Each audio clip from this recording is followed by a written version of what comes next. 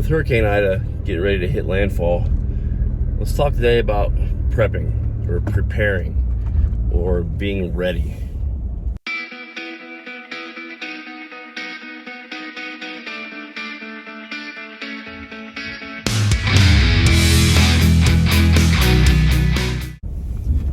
I think prepping gets a really bad rap because, you know, you see it on TV shows. You see these people with doomsday bunkers and these people that have crazy thoughts about what's going to happen and all kinds of stuff like that, right?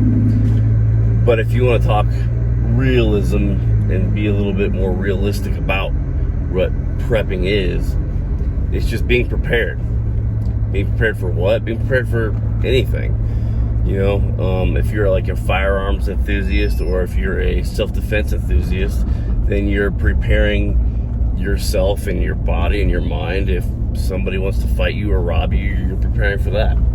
When you go out camping, you're preparing to go out camping, right? You don't go out camping with nothing.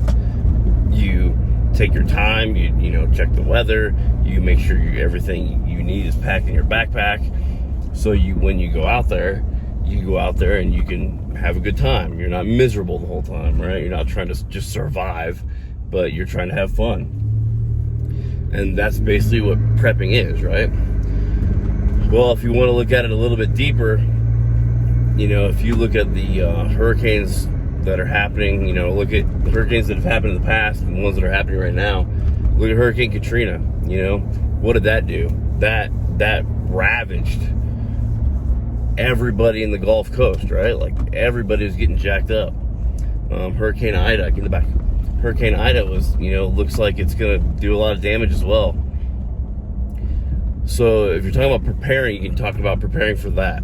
You live in that area and, you know, a hurricane's coming through. Would it hurt to have maybe a small trailer or a bunch of bags with 3 days worth of food and water and some shelter and some blankets so that you know, hey, hurricane's gonna hit landfall here in a couple hours. I'm gonna grab my stuff, I'm gonna head north, and I mean, even go to a campground, even do something like that. And I understand not everybody has the money for it, and I understand that, you know, some people, you know, don't know what they're doing or anything like that, and I get that. But there are enough books and videos and TV shows out there that can help you get on the right path, right? That can help you think about what to do. And I mean, it's really simple. You know, let's say you got a wife and 2 kids and a dog. What do you need for a week's worth of food? What do you need for a week's worth of water for everybody? You know, what special pills do you need? What, you know, medicine, what clothing, you know, how much room do you need as far as shelter goes? I mean, that stuff's really simple. And yeah, you may not be able to take everything in your house, but if you come, you know, if you leave for a week, you come back, and let's say the hurricane didn't do anything to your house, then what happened? Then you went camping for a week. You had a nice little family vacation. If you come back and your house is completely destroyed and, you know, all that stuff, then what happened? Well, then you left and you were able to save your entire family and you didn't stay back and get hurt or have anybody get killed. And that's what, you know, my mindset is. I don't think that we're going to have an EMP or we're going to have an asteroid come. And an asteroid or Yellowstone does erupt or an asteroid comes, like, we're all going to die anyway. So it doesn't matter. But, you know, if you live in Tornado Alley or Hurricane Alley or anything else that can happen, you know, it's very realistic that you should be prepared for that. You know, I grew up in Iowa, and in Iowa we have underground shelters for tornadoes. We have tornado shelters. Everybody, when you're a little kid, you get taught that, where to go and what to do, because you're being prepared for it, because you know what's going to happen. It's not an if, it's just a when. So you know that tornado is going to happen. So when you're a child, you prepare for it, and that's fine. That's what you should do. And that's all I want to say is, you know, I think that everybody can be have a little bit of a prepper mindset, and I don't think that being a prepper is what you see on TV. I think there's a lot more to it than just that.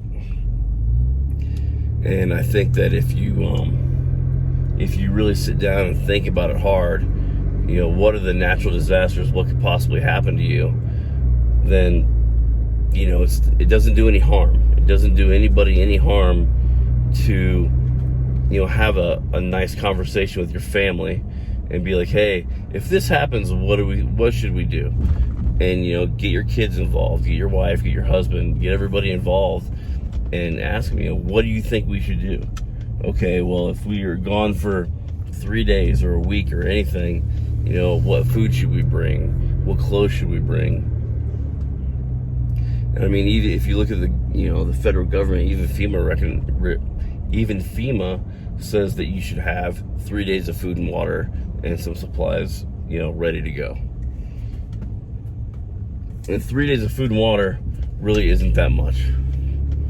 You can stock up on some canned goods. They're really cheap. A gallon of water is, 99 cents, something like that. So you can go out there for $50. And granted, you're not going to be eating Gordon Ramsay style, but you're going to be fed and watered. Have an extra bag of dog food just for your dog. Have an extra gallon or 2 of water just for your dog.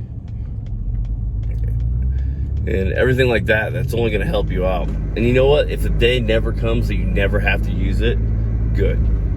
That's awesome. Just like if the day never comes where you never have to be prepared to be in a fight, or be prepared for a tornado, or be prepared for a school shooter, or be prepared for anything. If that day never comes, that's good. There's a big saying in the world that I come from. We always say, I wish a motherfucker would. And what it really comes down to is, I've trained and prepared for this moment all my life, and now I want to test myself and see if I'm actually ready. That's what it means. If you prepare for a fight, you prepare for a gunfight, you prepare for whatever for years and years, and you're waiting, and you're just sitting on the bench, and you're just waiting to get put in, and you're saying to yourself, I wish a motherfucker would. All you're saying is, I want to test my skills. I want to test my skills against your skills and see what happens. And that's what you're saying to hurricanes or tornadoes or anything. You want to test your skills against that hurricane skills. Are you ready? Are you prepared for it? I guess we'll see. Hopefully everybody in the wake of Hurricane Ida, everybody gets out safe. Unfortunately, the reality is there's going to be some people that die. And it's very sad because I got friends that live in that area. And I wish everybody well, because it's something like that, there's not much you can do to stop it. All you can do is kind of run away from it. So with that said, always ask yourself, are you an asset or a liability?